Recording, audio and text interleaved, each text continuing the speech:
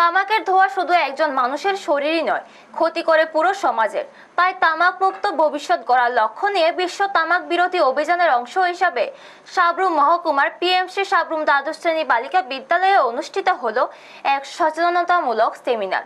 অনুষ্ঠানে বিদ্যালয়ের ছাত্রীরা তামাকের ক্ষতিকর প্রভাব তুলে ধরে চিত্রাঙ্কন প্রতিযোগিতায় অংশগ্রহণ করে।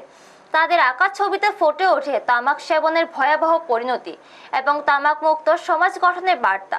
সেমিনারে উপস্থিত বক্তারা তামাক সেবনের ফলে সৃষ্ট বিভিন্ন স্বাস্থ্য ঝুঁকি ও সামাজিক ক্ষতির বিষয় তুলে ধরেন।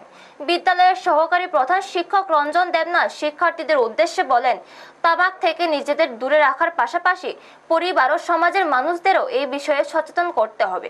তিনি বলেন, তামাক সেবন রোধে সবাইকে একযোগে এগিয়ে আসতে হবে।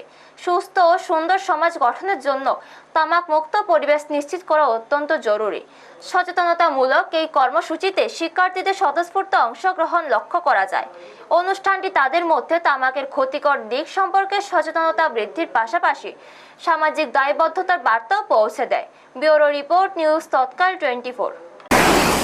পিএমসি সাব্রুম গার্লস এইচএ স্কুলে আমরা ওয়ার্ল্ড নো টোবাকো ডে আমরা পালন করছি।